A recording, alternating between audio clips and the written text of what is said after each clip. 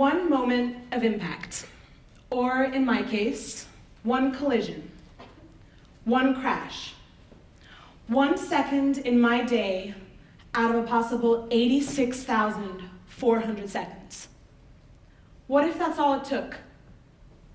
All it ever takes, really.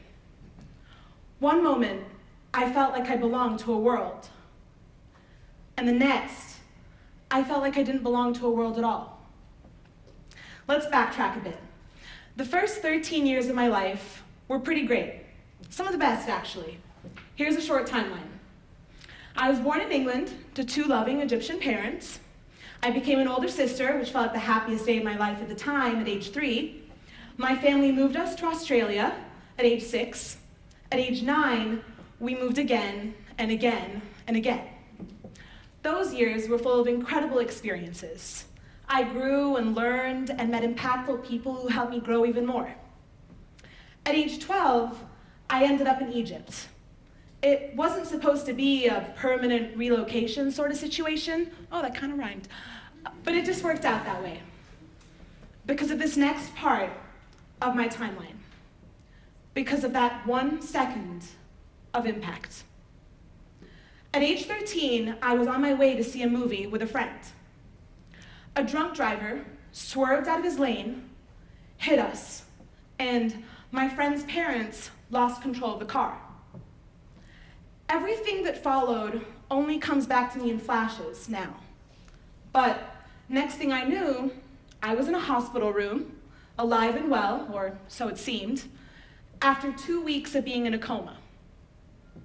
A lady walks in and gives me a big hug and squeezes my hand.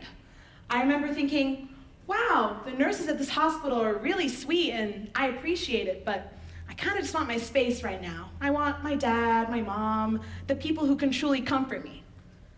So I asked the sympathetic nurse just that, if my parents were around. And she just looks at me, like she had just heard the most horrifying, terrible thing in the world, and runs out of the room. Well, everyone, that person was my mom.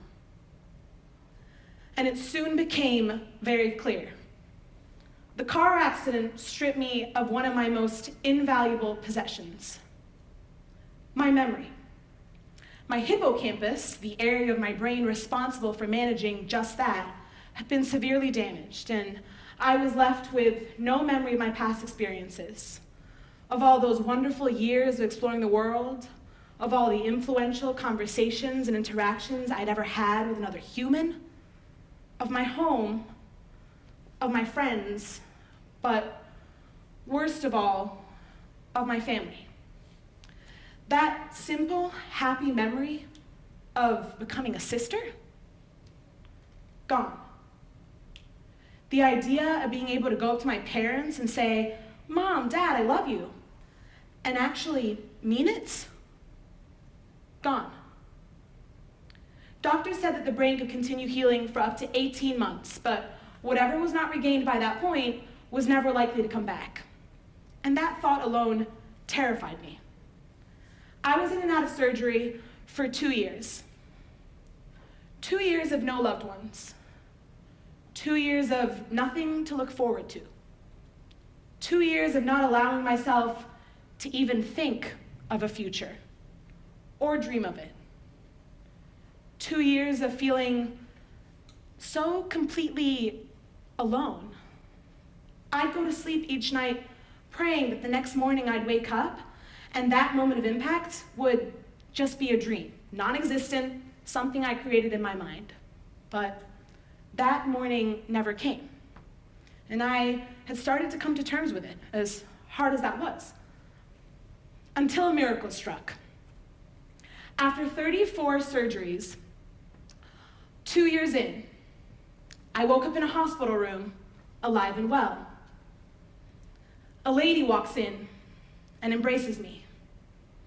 Except this time, I immediately recognized the indescribable warmth, the smell, the feeling of home, the innate connection I had been longing for quite some time. And just like that, my family returned to me. Happy to say I recovered from my retrograde amnesia and regained my memories. Boy, does that sentence bring me peace. Finally, my favorite food tasted like my favorite food, which has changed. My young teenager self was just caught up on lasagna. I'm more of a sushi person now. I could hang out with my sister without feeling like she was a complete stranger. Conversations with my parents felt affectionate and loving rather than distant and confusing. Rather than feeling lost, I could attend school feeling hopeful, even a little ambitious. Anyway, I felt like I had been given a new chance at life, like a do-over. Before the accident, I wouldn't say I was a pessimist, but I wasn't the most content or satisfied with simple everyday occurrences, like my mom cooking me breakfast in the morning and giving me a hug before I left for school, or my sister and I watching our favorite Disney movies together, or my dad helping me with my homework, or seeing something about England or Australia or any of the other places I lived in the news and being reminded of a happy memory or a faraway friend. What would actually come to mind in those moments is, oh, I wanted Mom to cook pancakes, not eggs today, or I would have preferred to see The Lion King instead of waste my time seeing Beauty and the Beast a 10th time just because that's what Nancy wants to see. Or, I wish my dad would stop stressing me out while I study and just leave me alone. Or, I'm so mad I had to move around so much and leave all the friends I made. Do you notice a trend? Kind of seems like I missed the bigger picture, right? But see, I don't think that's a fundamental failing on my part. It's just hard to properly reflect on such small moments because of how brief and trivial they seem to be, of how insignificant they are in the large scheme of things. But here's what I realized. What's 1 moment plus 1 moment? 2 moments? And what's 2 moments plus, let's say, 10 more? A dozen moments, and before you know it, you've created thousands of moments making up a bigger picture. That same big picture that seems very disconnected from those tiny, inconsequential moments.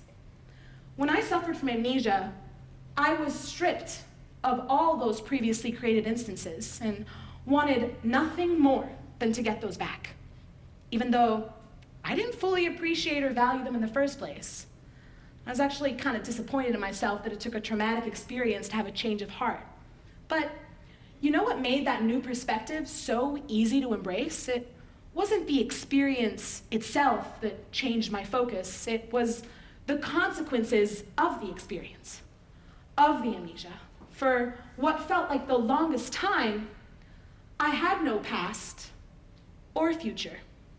When I couldn't remember a past at all, like quite literally, and when I felt like nothing in my future could be more daunting than what I'd already experienced, I was left with the present, the now. No distractions. It was the only part of my life I had control over.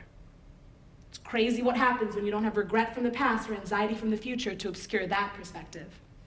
Is it really as easy as that, though? Not quite.